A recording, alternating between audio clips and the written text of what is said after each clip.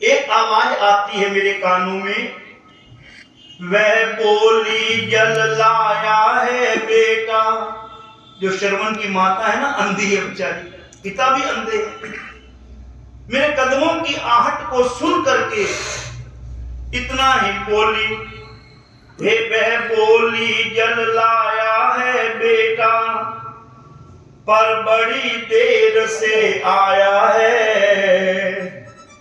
कुछ तुझे कष्ट तो हुआ नहीं, क्यों इतना समय लगाया है। बेटा आज इतनी देर लगा दी जल लाने में, तू ठीक तो है ना?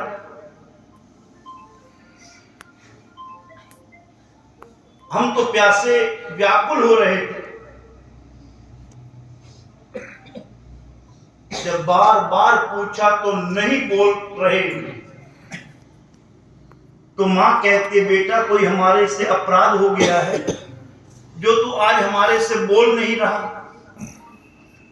अगर बेटा हमारे से अगर तुझे कोई कष्ट हो रहा है तो हमें यही वन में छोड़ करके चला जा बेटा, अब हम तेरे ऊपर भार नहीं बनना चाहते। पर एक बार मां कह करके तो बोल, एक बार पिताजी कह करके तो बोल बेटा। जब बार बार श्रवण श्रवण बेटा बेटा बोल रहे हैं, महाराज दशरथ कहते हैं, महारानी उस अंधे और अंधी के आगे मैं झूठ नहीं बोल सकता, और झूठ तो मैं वैसा भी नहीं बोलता। तब मैंने ये निर्णय कर लिया,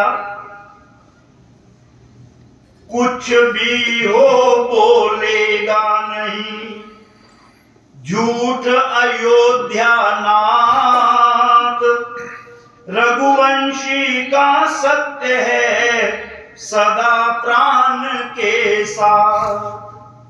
रघुकुल रीत सदा चली आई, प्राण जाए पर वचन न जाए। मैं झूठ नहीं बोलूंगा। जब बार बार उन्होंने कहा कि श्रवण बेटा, तब मैंने उनसे कहा, हे महामते हे महावती, मैं श्रवण नहीं हूं दशरथ हूं।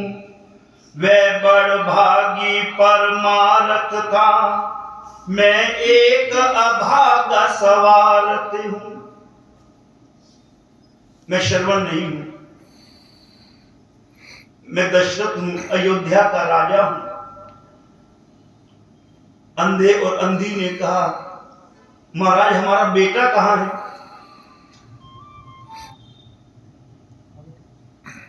तो महाराज दशरथ कहने लगे, पहले आप जल पी लो, क्योंकि श्रवण ने कहा था कि मेरे माता पिता को मेरे मरने की खबर बाद में सुनाना, पहले उनको जल पिलाना।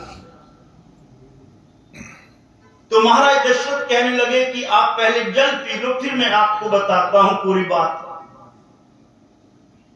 श्रवण के माता पिता कहते हैं, महाराज नहीं, हमें जल नहीं पीना, हमें आप ये बताओ हमारा बेटा कहां है। जब उस अंधे और अंधी ने ये कहा कि हमें बताओ हमारा बेटा कहां है, तो महाराज दशरथ कहने लगे, सरयू तट पर मरा बाण से वह, मेरे शिकार के धोखे में। अब नहीं रहा बेटा आपका, कर गया नाम इस दुनिया में, मर गया हिरण के धोखे में। आपका बेटा